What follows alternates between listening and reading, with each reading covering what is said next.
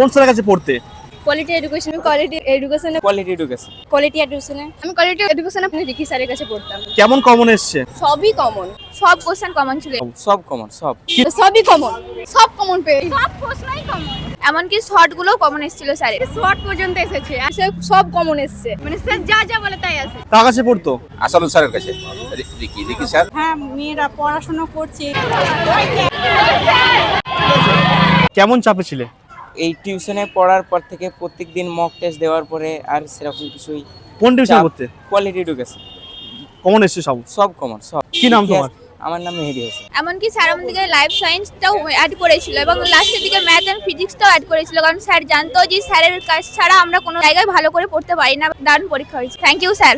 আজকে পরীক্ষার শেষ দিন এবং কেমন লাগছে তোমার? খুবই ভালো লাগছে, কারণ পরীক্ষাগুলো সবই ভালো ভালো গিয়েছে। আজ পরীক্ষার শেষ দিন, কেমন হয়েছে পরীক্ষা? ভালো হয়েছে। 7টা বিষয়ের মধ্যে সব থেকে কোন বিষয় পরীক্ষা ভালো হয়েছে? ইতিহাস, ভূগোল, বাংলা, ইংরেজি আর লাইফ সায়েন্স। কোন স্যারের কাছে পড়তে?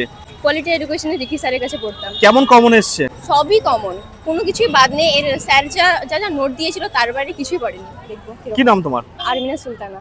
দর্শক, এই মুহূর্তে আমরা পেয়েছি রামপুরহাট শহরের একজন জনপ্রিয় টিচার যার নাম রিকি স্যার এবং যিনি কোয়ালিটি এডুকেশনের যিনি ওনার, এবং সেই টিচার আমাদের সঙ্গে উপস্থিত রয়েছেন। আমরা তার সাথে এবছরের মাধ্যমিক পরীক্ষা কেমন হলো জানতে চাইবো। আচ্ছা, এবছরের যে মাধ্যমিক পরীক্ষা এবং সেই পরীক্ষায় প্রশ্নপত্রের মান কেমন ছিল বলে মনে করছেন? দেখেন, প্রশ্নপত্র কঠিন বলে তো কিছু হয় না, কারণ আমি তো মনে করি, কারণ কঠিনটাও সাবজেক্টেই থাকে আর সোজাটাও সাবজেক্টেই থাকে। তো একটা টিচার কতটা যত্নবান হচ্ছে, এটা হচ্ছে মেন ব্যাপার। যে একটা স্টুডেন্টকে নিয়ে সেই টিচারটা আদৌ কি খাটছে না শুধুমাত্র যাচ্ছে আর আসছে। গার্জেনদেরকে একটু ওয়াকিবহাল হওয়া দরকার, আমি আমার দিক থেকে বলবো। আমি মনে প্রাণে কষ্ট করে ওদেরকে রেডি করেছি।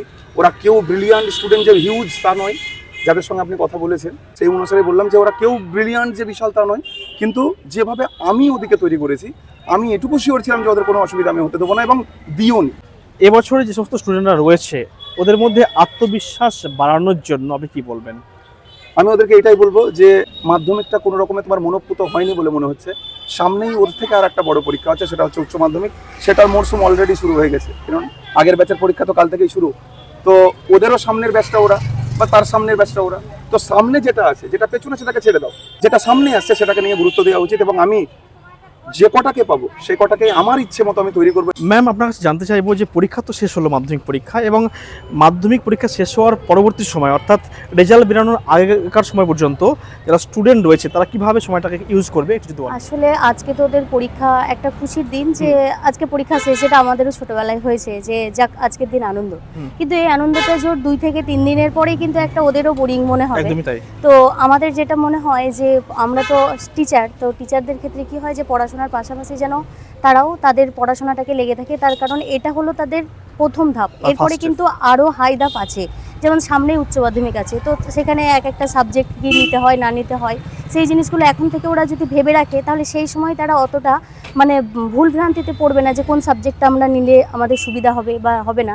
সেটা এখন থেকে ওরা যদি তাদের মাথার মধ্যে একটু ভরে যে কী কী সাবজেক্ট আছে সেগুলো একটু দেখি, এই মুহূর্তে যদি ওরা এই মানে পড়াশোনার বিষয়টাকে নিয়ে কাজে লাগায়, তাহলে আমার মনে হয় তারা জীবনে আরও উন্নতি করবে।